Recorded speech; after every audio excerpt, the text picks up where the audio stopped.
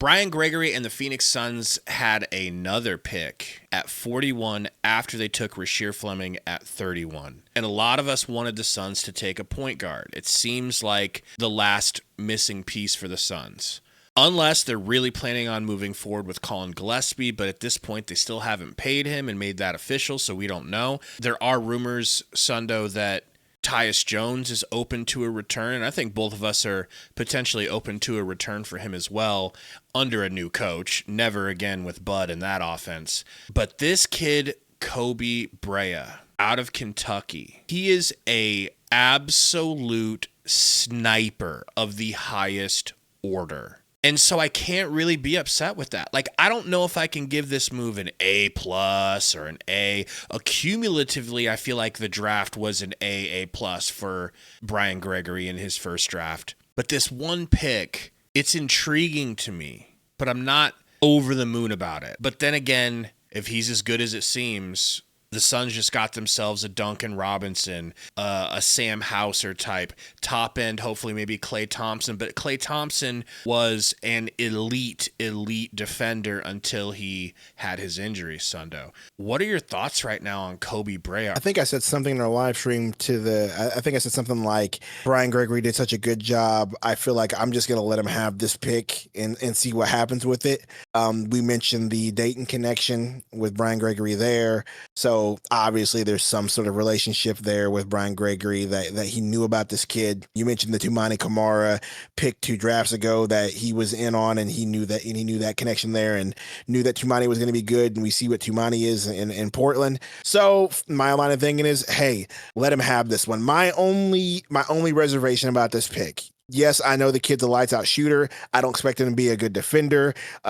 He's got good size. He's got decent strength, but I just expect him to be nothing but a spot up shooter. That's it. Dude shot 50% in his last season in Dayton, shot 43% in Kentucky. So dude's a sniper. My only reservation is you could have had Proctor at this spot, and you decided that you wanted to go with this kid. So the way I'm going to see this is, if Proctor ends up going somewhere and being a solid 10-year starter, or not even a starter, just a solid 10-year player, a TJ McConnell type career in the league, and if he's a good serviceable point guard that we could have had, and then this kid Koby is just out of the league in 2-3 years, then I'm gonna have problems.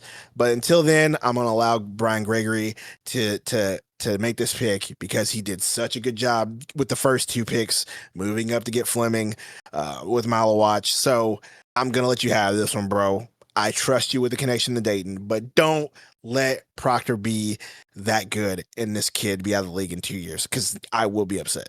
You know, the more you talk about it here, and I get a chance to really think it through, I think I'm more excited now than when I first started talking in this video. Here's why. Normally, players go from Kentucky down to Dayton, or a college of Kentucky's stature down to a school that's of Dayton stature. That's what happened with Toumani Camara. Not because he couldn't necessarily cut it at Georgia, I believe he was at first, and then went down, but just so that they can go find more minutes and get more play, get more exposure. I kind of like the fact that he must have been so dang good at Dayton that Kentucky pulled him up to the big leagues.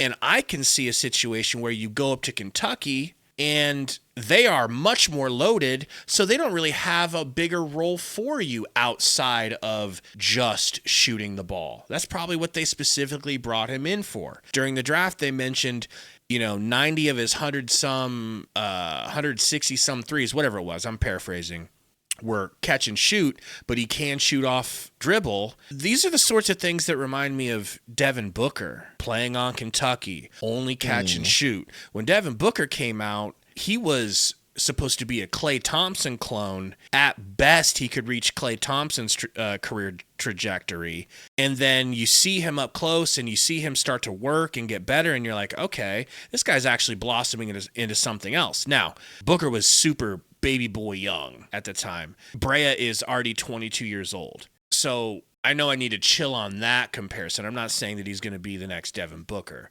I'm just saying I think there could be more to this kid's game than we've been allowed to see because of where he was at. I like the point that you brought up about him going to Kentucky instead of the opposite. That's actually a really good point. And even then, he left Dayton averaging 29 minutes, came to Kentucky averaging 28. So it's not like they just picked this kid up and was like, we just need you on the team to be a reserve player. Maybe you play. No, they picked him up to play him multiple minutes. So I like your point about that. And that's a very valid point. And yes, I mean, he could develop. Maybe there's more that meets the eye that Brian Gregory knows that we don't. Maybe he will develop into some sort of game where he can put the ball on the floor and score. Maybe he does develop that and become a very underrated player. That could happen. I can't deny that, and I actually hope that does happen. So I didn't want to come off as being like, oh my gosh, you better do good or I'm gonna be upset. But yeah, I mean, I'm still gonna hold to that point. Like if he isn't the guy that we think he potentially could be, as we just mentioned, if he just ends up being a shooter and he's out of the league, still going to be upset. But I like what you said. That's actually a very valid point that he worked his way to Kentucky. And even when he got to Kentucky, he still played the same amount of minutes that he did in Dayton in Kentucky and was still a solid contributor, still shot well, all that stuff. And so let's just trust Brian Gregory with this pick. The most common comparison I'm seeing is they're saying he's like a tall Desmond Bane because his wingspan is shorter than his height. And that's something that obviously Desmond Bane deals with.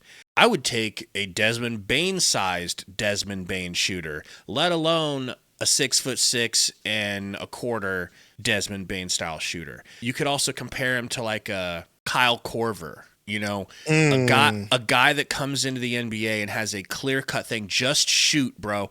Go out there and just nail shots. JJ Redick, okay? Was he much of a defender, much of a playmaker? No. Bro came in and shot over 40% from three and made a great career out of it.